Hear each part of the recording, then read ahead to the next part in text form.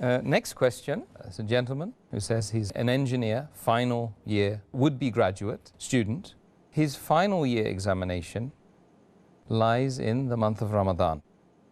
We were talking about last Ramadan, I believe. His mother and his parents have advised him not to observe the fast during the month of Ramadan because it may affect his examination results. Is he exempted from fasting on this basis? A person who does not want to fast only because of the examination, it is not a valid reason. Even though it may be a final exam, and maybe the parents may coax that don't fast, because if you fast, then maybe your concentration will go down and the results will become less.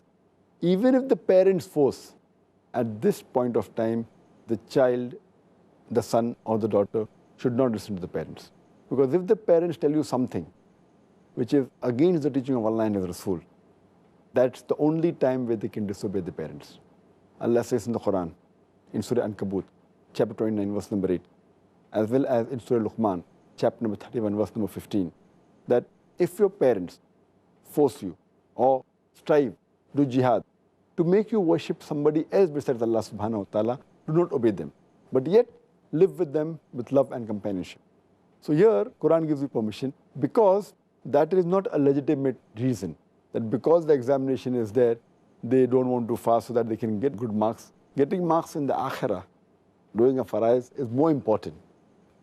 That is the reason this is not a valid reason, and the person should yet fast.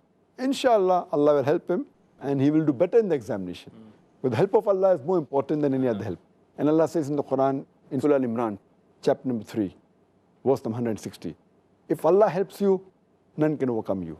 If Allah forsakes you, who is there then who can help you? So let the believers put their trust in Allah subhanahu wa ta'ala. So my advice is that even if it's examination, let them fast. Inshallah, the concentration will be better and they'll get better marks inshallah.